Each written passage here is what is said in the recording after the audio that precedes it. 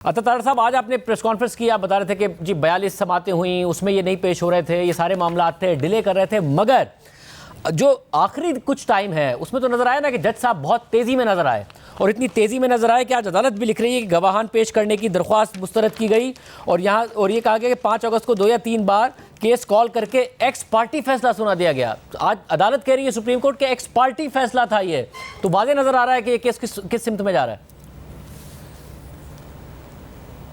बहुत शुक्रिया शाहजेब साहब। पहली बात यह है कि सुप्रीम कोर्ट को इस स्टेज पे इंटरफेयर नहीं करना चाहिए था। यानी जब इस्लामाबाद हाई कोर्ट में इन्हीं बातों पे अपील ज़ेर समात है और गुज़िश्ता कल समात हुई, आइंदा कल दोबारा समात है, तो फिर डीपर अप्रिसिएशन ऑफ फैक्ट्स में सुप्रीम कोर्ट को जाने की ज़रूरत क्यों पड़ी, और उन्होंने अपना माइंड डिस्क्लोज़ क्यों किया, और क्या मुल्क की सबसे आला अदालत को ये ज़ेब देता है कि वो अपना माइंड डिस्क्लोज कर दें, फैक्ट्स पे बात करें, मेरिट के ऊपर आर्ग्यूमेंट कर दें एक ऐसे केस में जब भी इसकी बारी नहीं आई सुप्रीम कोर्ट की, ना उस प्रेयर में ये चीज़ें मांगी गई हैं जो दरख्वास्त समात के लिए मुकर्रर गई है, उसमें तो प्रेयर ही और है। तो ये तो स्टेज नहीं थी। टेक्निकलिटीज़ बहुत हैं जिन पे बात हो सकती है, लिमिटेशन पीरियड पे बात हो सकती है, 100 चीज़ें हैं जिन पे बात हो सकती है, बट क्या ये फोरम और ये स्टेज थी ये बातें करने की? इसका जवाब है ये नहीं थी। और देखिए, ये एक्स पार्टी डिसीजन नहीं है। जब आप अदालती प्रोसेस को मजाक बना लेंगे, एक जज जफ़र इकबाल चेंज हुए, 11 माह इसकी समाअत चली, नए जज आए, उनको भी हरासा करने की कोशिश की गई, तो उन्होंने तो कई मौके दिए। ख्वाजा हारिस साहब पेश होने से कासिर थे, और यहाँ तक कि न्याजी साहब इस्लामाबाद आते थे, 7 वाली अदालत में पेश होते थे, इसमें पता था कि दाल में कुछ काला है, मगर मैंने तोशा खाना में अपने गिफ्ट डिक्लेयर नहीं किए हुए, जो हुआ वो भाग जाते थे। जो हुआ वो पहले हुआ। मैं जो आखिर की बात है उस पर आपसे सवाल कर रहा हूं कि जज हुमायूं दिलावर साहब ने जल्दी दिखा के क्या ये सारे के सारे केस के ऊपर सवालात नहीं उठाए? वो वकला अगर कह रहे थे कि जी ये हमारे गवाह हैं, तो बजाय उनको मुस्तरद करते, गवाहों को सुन लेते, आखिरी दिन मौका दे देते। अदालत ने 7 दिन दिए थे, तो 3-4 दिन में फैसला करने की बजाय इस्लामाबाद हाई कोर्ट के 7 दिन का इंतजार कर लेते। उन्होंने आखिर में जल्दी दिखाई, जिसकी वजह से केस यहां तक पहुंचा। नहीं, मैं इससे एग्री इसलिए नहीं करता कि इस केस को रोकने के लिए 9 दरखास्तें इस्लामाबाद हाई कोर्ट में दी गई। अब ये एक वॉलीबॉल चल रहा था कि एक जुरिस्डिक्शन पे दरखास्त देते हैं, एक जज की जो है वो बायसनेस पे दरखास्त देते हैं, एक मेंटेनेबिलिटी पे दरखास्त देते हैं, एक किसी और चीज़ पे दरखास्त देते हैं। तो ये पिंग पोंग चल रहा था कि इस्लामाबाद हाई कोर्ट में अंबार लगा दिया दरखास्तों का ट्रायल को रोकने के लिए। ट्रायल कई मरतबा मुतासर हुआ।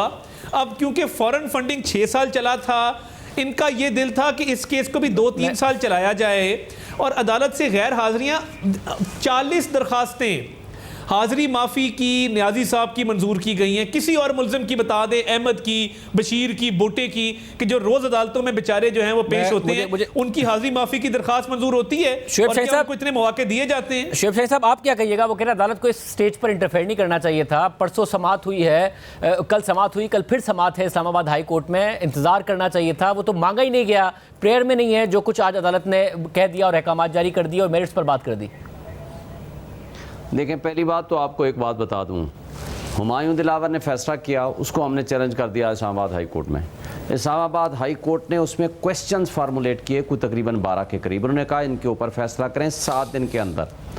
7वें दिन की बजाय चौथे दिन सिर्फ 1 दिन का टाइम दिया। चौथे दिन ख्वाजा हारिस साहब सैटरडे को यहाँ नहीं होते, वो लाहौर में होते अपनी फैमिली के साथ। उन्होंने कहा मैं सैटरडे 1 दिन के लिए अवेलेबल नहीं हूँ, इसको आप 5वें दिन रख लो, यानी संडे छोड़ के मंडे वाला दिन रख लो। 4 तारीख को बगैर सुने हाई कोर्ट ने कहा सुन के फैसला करें, बगैर सुने उसने एक्स पार्टी आर्डर कर दिया कि नहीं जी ये मेंटेनेबल है। अच्छा, उसको जब हमने चैलेंज किया सुप्रीम कोर्ट में, और सुप्रीम कोर्ट हाई कोर्ट में मैटर पेंडिंग था, हमने इस रिमांड आर्डर को सुप्रीम कोर्ट में भी चैलेंज किया हुआ था, और सुप्रीम कोर्ट ने कहा कि जनाब अब आप इसका फैसला करें। अब इन द मीनवाइल उस फैसले को जो नीचे से दोबारा उसने डिसमिस कर दिया था, हमने हाई कोर्ट में दोबारा चैलेंज कर दिया।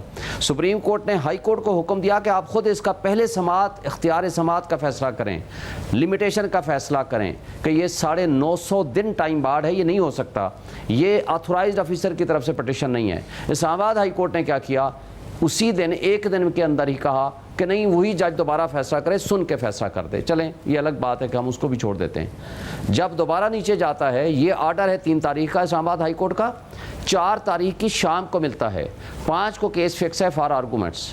और उसमें आर्गूमेंट्स करने से पहले सुबह के टाइम ये कह देते हैं कि जी 12 बजे तक आ जाएं। 12 बजे से पहले ख्वाजा हारिस के मुंशी को अगवा कर लिया जाता है। वो चीफ जस्टिस के पास जाते हैं, इस्लामाबाद हाई कोर्ट में पटिशन फाइल करते हैं, एप्लीकेशन देते हैं कि जनाब मेरे मुंशी को अगवा कर लिया, इसको बरामद कराया जाए। जब वो हाई कोर्ट में डिस्ट्रिक्ट कोर्ट में पहुँचते हैं, वो कहते हैं मुलजिम भी नहीं है, आपका वकील भी नहीं है, 12 बजे मैं रिजर्व कर रहा हूँ। वो 12 बज के कुछ मिनट पर पहुँचते हैं, वो मैं 12:30 बजे आकर फैसला सुनाऊँगा। 12:30 बजे आते हैं, उस वक्त वो वकील मौजूद है। जब वो कहते हैं मैंने फैसला सुनाना है, कहते हैं कि मेरी बहस तो सुन लें। वो कहते हैं कि नहीं, ना आपको सुनूंगा, मैंने फैसला 30 सफ़े का लिखवा लिया है इस दौरान, यानी आधे घंटे के अंदर रिजर्व करने और फैसला सुनाने के दरमियान 30 सफ़े का फैसला मैंने डिक्टेशन कराई है, फिर उसको मैंने करेक्शन की है, फिर उसको मैंने टाइप करा है, उस पर मैंने दस्तखत भी कर दिए हैं। ये अनोखा किस्म का वाक़या पाकिस्तान की तारीख में पहले मरतबा हुआ, और ये नहीं हो सकता कि आपका अक्यूज़ भी नहीं है और वकील भी नहीं है और उनकी अदम मौजूदगी में आप कह दो मैं आज एक ही तारीख में फ़ैसला कर दूंगा। एक और बात जो तारड़ साहब फरमा रहे हैं कि जी मुल्ज़िम पेश नहीं आया, देखें या वो वकील होगा या उनका मुल्ज़िम होगा या दोनों होंगे, और जिस तारीख को फ़र्ज़ करो पटिशनर या मुल्ज़िम नहीं है उसकी एग्जेम्पशन सीख की जाती है, जो अदालत की मर्ज़ी से एग्जेम्पशन मिलती है। और एक बात और बड़ी अहम है, वो ये है कि इलेक्शन कमीशन और उनके गवाहान को टाइम मिला, जो भी ये कह रहे हैं। हमें टाइम कितने मिले? अगर सिर्फ एक सवाल कर सकूं, क्योंकि जो पहले एग्जेम्पशंस इन्हीं अदालतों से आपको मिली, एक जज भी तब्दील हुए। इस्लामाबाद हाई कोर्ट के जज ने तो 1 महीने के लिए भी इस केस को आगे बढ़ा दिया था। उस वक्त तक ना आपको इस्लामाबाद हाई कोर्ट के जज पर उस तरीके से एतराज़ था, चीफ जस्टिस पर, ना ही नीचे, मगर बाद में आपको एतराज़ात हुए जब मामला बहुत तेज़ी से आगे बढ़ा। इस्लामाबाद हाई कोर्ट के चीफ जस्टिस पर भी एतराज़ है, नीचे जज हुमायूं दिलावर पर भी आपको एतराज़ है। अभी एतराज़ से पहले मैं सिर्फ एक बात आपको कर दूं जो मौक़े की बात है। हमारे लिए सिर्फ 3 दिन का मौका था। कौन सा भला, मैं आपको डॉक्यूमेंटेड एंड कैलकुलेटेड दे दूं। 1 अगस्त को हमारी स्टेटमेंट रिकॉर्ड होती है, उससे पहले सारी एविडेंस होती है और जिरा होती है, वो इलेक्शन कमीशन के वकील और उनकी स्टेटमेंट होती है और हमारी उसके ऊपर जिरा होती है। हमारी कोई स्टेटमेंट शुरू नहीं हुई। हमारे लिए जो दिन है 1 अगस्त को हमारी स्टेटमेंट हुई, हमारे से क्वेश्चन हमने जमा कराया, जवाब दिया और हमसे पूछा क्या आप गवाहान पेश करना चाहते हैं। हमने कहा जी यस। उन्होंने कहा लिस्ट ऑफ विटनेसेस दीजिए।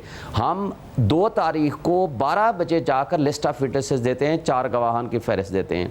वो ये कहते हैं कि ठीक है जी 1:30 बजे अपने गवाह ले आइए। 1:30 बजे जाकर हम दरख्वास्त देते हैं कि जनाब हमारे जो गवाह हैं वो कुछ कराची में हैं, दीगर शहरों में हैं, उनको आने के लिए 1 दिन या 2 दिन की मोहलत दे दीजिए।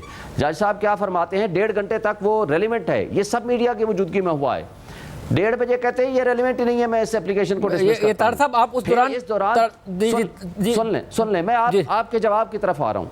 3 तारीख को सुप्रीम हाई कोर्ट ने ये फैसला कर दिया कि आप दोबारा सुने।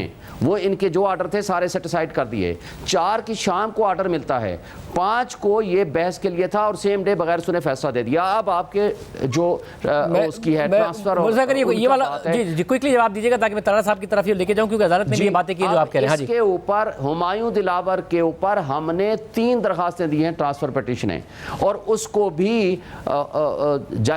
एडमिटेड फैक्ट है। ये जज साहब ने माना है कि मेरे फेसबुक है, फेसबुक अपने अकाउंट से कहते हैं किसी और ने लगाई है। मगर शेख शाहीन साहब हुमायूं दिलावर से पहले जो जज साहब थे वो भी बार बार तलब कर रहे थे, इमरान खान साहब नहीं पेश हो रहे थे। उनका जो नाकाबिल जमानत वारंट है उसी लिए तो हुआ था जब कारकुन और वो आमने सामने आ गए थे जमान पाक में। उस वक्त हुमायूं दिलावर थोड़ी थे। उसके लिए दो रीजंस हैं।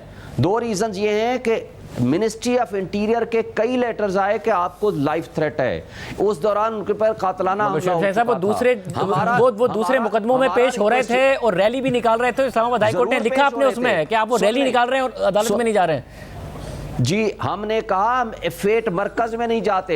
हाई कोर्ट ने हमारी एप्लीकेशन सारी की सारी एक्सेप्ट की कि आप जुडिशल कम्प्लेक्स या तो जो G11-1 में है या G11-4 में है वहां ये केसेस को पेश किया जाए। That was the first time कि जब G11-4 में ये आए, जिस दिन आपको याद होगा कि सारे उस दिन वो कारकुनों के साथ आए, फिर उनकी गाड़ी के अंदर ये अटेंडेंस लग गई। लाइफ थ्रेट था। उस वक्त हुमायूं दिलावर साहब नहीं थे। आप अगर मुझे मगर सब अच्छा मुझे एक मौका दे दिए, मुझे एक मौका दीजिए कि जो एक मिनट, तारड़ साहब जो एतराज़ात उठाए हैं शुएब शाहीन साहब ने, वो अदालत ने भी बयान किया कि ये नहीं हो सकता कि आप 5 अगस्त को 2 या 3 बार केस कॉल करें और उसके बाद एक्सपार्टी फैसला देते हैं। टाइम नहीं दिया गया, ये बात आज की जा रही है।